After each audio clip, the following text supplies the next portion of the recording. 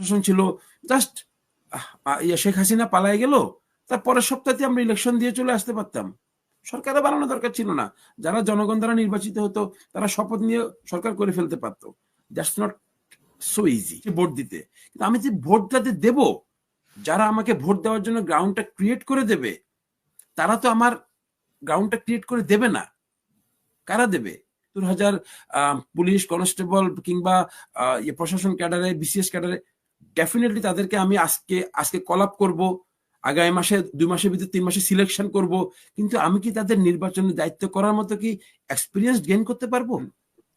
ওনাদের বক্তব্য শুনে আমি একটু অবাক হচ্ছিলাম। আমি কেমন যেন ওনাদের বক্তব্যে একটু স্ববিরোধিতা পাচ্ছিলাম। হাবিব ভাইকে শ্রদ্ধা রেখে বলছি, উনি সরাসরি যেভাবে বলে দিলেন কোনো সংস্কার দরকার নাই, ইলেকশন দেন। যদি সংস্কার যদি নাই দরকার হয়, শুধু ইলেকশনের জন্যই যদি হতো, তাহলে আর আপনারা হাসিনাকে নামালেন কেন? থাকতো সেই যে প্রশাসন সাজানো ছিল, তাদের আন্ডার ইলেকশনে যেতেন আপনারা।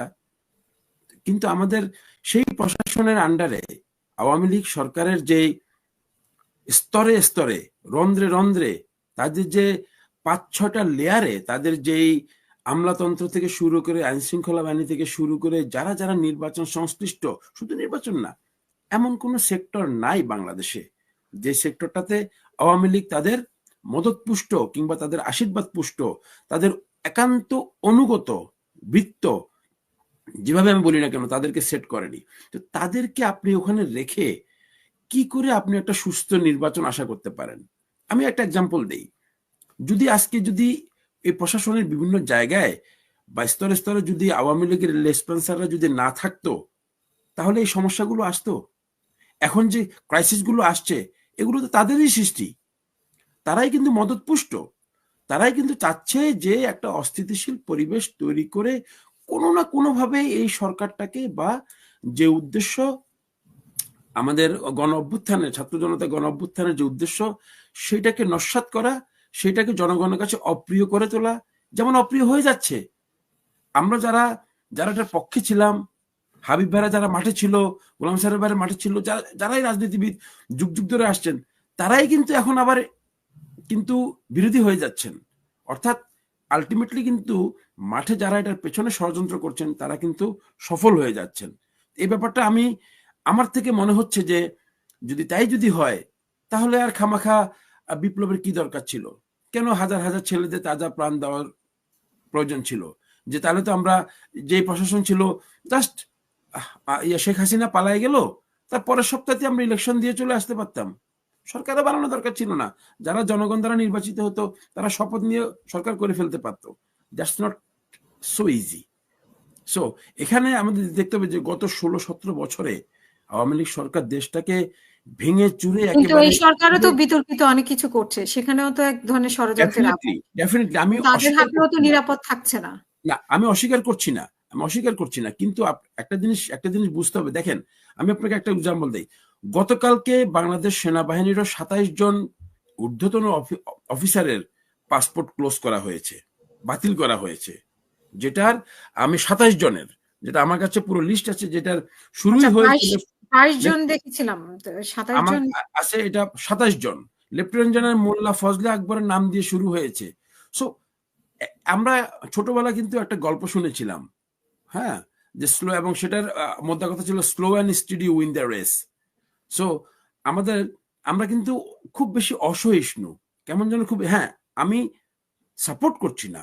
আমি বলছি যে বর্তমান ইন্টারিম গভর্নমেন্ট যেইভাবে আমাদের আকাঙ্ক্ষা ছিল, যে স্পিডে তাদের কাছ থেকে আমাদের প্রত্যাশা ছিল, সেটা তারা করতে পারে নাই, বা এখনো তা আশানুরূপ নাই, সেটা আমি স্বীকার করেই বলছি। তারপরও আমাদের যেই ছাত্র জনতার অভ্যুত্থানের যে মূল উদ্দেশ্যটা ছিল, একটা রিফর্ম করা, বাংলাদেশটাকে একটা সুন্দরভাবে আবার নতুন করে গড়ে তোলা, এমন একটা নির্বাচন ব্যবস্থা গড়ে তোলা যেখানে হাবিব ভাইও চাচ্ছেন ভোট দিতে, সরোয়ার ভাইও চাচ্ছেন ভোট দিতে, মিজান ভাইও চাচ্ছেন ভোট দিতে, আমিও চাচ্ছি ভোট দিতে। কিন্তু আমি যে ভোটটাতে দেব, যারা আমাকে ভোট দেওয়ার জন্য গ্রাউন্ডটা ক্রিয়েট করে দেবে, তারা তো আমার গ্রাউন্ডটা ক্রিয়েট করে দেবে না। কারা দেবে? আমার একটা নির্বাচনের জন্য আমার কি দরকার আছে? ভেরি ওয়েল সেড গোলাম সরোয়ার ভাই, যে আমার প্রথমেই কিন্তু আমাদের যে ভোটার লিস্ট আছে, সেটাকে একটু হালনাগাদ করতে হবে। নতুন করে ভোটার লিস্ট কিন্তু বানাতে হবে না, হালনাগাদ করতে হবে, কারেক্টেড করতে হবে। বিকজ অনেক নতুন কিন্তু ভোটার আসছে। ডেফিনেটলি ভোটার লিস্ট কিন্তু এটা কিন্তু একটা কন্টিনিউয়াস প্রসেস। আওয়ামী লীগ ক্ষমতা আসতে পারবে না, তারা দুর্বল হয়ে গেছে, তারা নিশ্চিহ্ন হয়ে গেছে, তারা আন্ডারগ্রাউন্ডে চলে গেছে, এগুলো ভেবে যদি আমি যদি রিফর্ম না করে যদি ইলেকশনই করি, তাহলে তো এতদিন আর ওয়েট করার দরকার নাই। তাহলে আপনারা বলে দেন, তাহলে আপনারা আন্দোলন শুরু করে দেন কালকে থেকে। জাতীয় পার্টি, বিএনপি সবাই মিলে আন্দোলন শুরু করে দেন যে আমাদের রিফর্ম দরকার নাই, আমাদেরকে ভোট দিয়ে দেন, আমরা আমরা ক্ষমতা চলে আসি, জনগণ যাদের নির্বাচন করে চলে আসি। তাহলে আন্দোলন শুরু করে দেন আপনারা। কেন ভেতরে ভেতরে কেন কথা বলছেন, চুপে চুপে কেন কথা বলতেছেন, বা রাগ ঢাক রেখে কেন কথা বলছি? আমরা সরাসরি বলে দিলেই হয়। কিন্তু আসলে সবাই চাচ্ছে এই নির্বাচনটা যে আমরা সঠিকভাবে চাচ্ছি, বিএনপিও চাচ্ছে একটা সঠিক নির্বাচন হোক, সুষ্ঠু নির্বাচন হোক, জনগণের অংশগ্রহণ নির্বাচন হোক। বিএনপির ভারপ্রাপ্ত চেয়ারম্যান তারেক রহমান তিনিও বলছেন ওইটা করার জন্য অ্যাটলিস্ট মিনিমাম যে জিনিসটা দরকার, আমি বলছি না যে দেশ পুরোটাকে রিফর্ম করে দিয়ে পুরো দেশটাকে সাজায় গোছায় দিয়ে তারপর ইলেকশন, নো। শুধুমাত্র সুষ্ঠুভাবে নির্বাচনটা করার জন্য যে রিফর্মগুলো দরকার সেগুলো করে ইলেকশনটা দিবে। তারপরে জনপ্রতিনিধি যারা নির্বাচিত হয়ে আসবেন, সরকার গঠন করবেন, তারা continuous process. Reform is a continuous process, there is no end of development. এটা কোনো শেষ নাই। প্রতিদিন, প্রতি মাসে, প্রতি সপ্তাহে কিন্তু নতুন নতুন করে রিফর্ম হবে। সো মিনিমাম রিফর্মটা আমাদের যদি আমরা না করি, যদি আমরা নির্বাচনের জন্য যদি গ্রাউন্ডটাকে যদি ক্রিয়েট না করি, আমার একেবারে লোয়ার লেভেল থেকে আইন শৃঙ্খলা হবে। আমি জাস্ট এক্সাম্পল দিয়ে, মানে আপনি আমাকে ইন্টারাপ্ট করলেন, যেই সেনাবাহিনীর যে 27 জনকে পাসপোর্ট বাতিল করা হলো গতকালকে, এরা সবাই কিন্তু তাদের কিন্তু কর্মকাণ্ড কিন্তু অলরেডি কিন্তু আইডেন্টিফাই করা হয়েছে, যথেষ্ট প্রমাণ পেয়েছে বলেই কিন্তু গুম কমিশনের সুপারিশের ভিত্তিতেই কিন্তু এই 27 জনের পাসপোর্টকে বাতিল করা হয়েছে। সো আপনি দেখেন, রিফর্ম কিছু কিছু জায়গায় ভেরি ইম্পর্টেন্ট রিফর্ম গুলো যদি আমরা না করি, আমরা কিন্তু কদিন আগেও কিন্তু বলছিলাম সেনাবাহিনীতে হচ্ছে না কেন, সেনাবাহিনীতে হচ্ছে না কেন। ডেফিনেটলি আপনি অল অন এ সাডেন কিন্তু লক্ষ লক্ষ আওয়ামী রেসপন্সারকে কিন্তু প্রশাসন থেকে সরাই দিতে পারবেন না। That will be a huge vacuum. এই ভ্যাকুয়ামটা কিন্তু আপনি রিফর্ম করতে পারবেন না। হাবিব ভাই যেটা বললো যে 50,000, 60,000, 70,000 পুলিশ কনস্টেবল কিংবা প্রশাসন ক্যাডারে, বিসিএস ক্যাডারে, ডেফিনেটলি তাদেরকে আমি আজকে কল আপ করবো, আগামী মাসে, 2 মাসের ভিতরে, 3 মাসে সিলেকশন করব। কিন্তু আমি কি তাদের নির্বাচনের দায়িত্ব করার মতো কি এক্সপিরিয়েন্স গেইন করতে পারবো? কখনোই না। সো আমাকে কিন্তু একটা সার্টেন টাইম যেতে, বিকজ তাদের একটা ট্রেনিং পিরিয়ডের ব্যাপার আছে।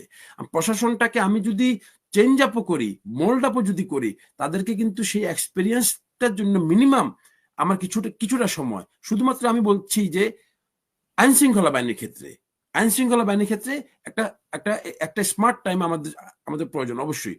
প্রশাসন, সেটাতে কিন্তু আমরা কিন্তু রিফর্মটা অবশ্যই করতে পারি। সেটার জন্য আমাদের এক্সপার্ট লোক অনেক আছে, এটা একটা চলমান প্রক্রিয়া আছে। কিছু চলে যাবে, কিছু রদবদল হবে। ভালো মানুষ যারা বঞ্চিত ছিল, যারা বিভিন্ন মতের বিরোধী ছিল, যাদেরকে তারা বঞ্চিত করে রেখেছিল, তারা আসবে। ওই রিফর্মটা আমাদের করতে হবে। আমরা রিফর্মের জন্য সহযোগিতা করি।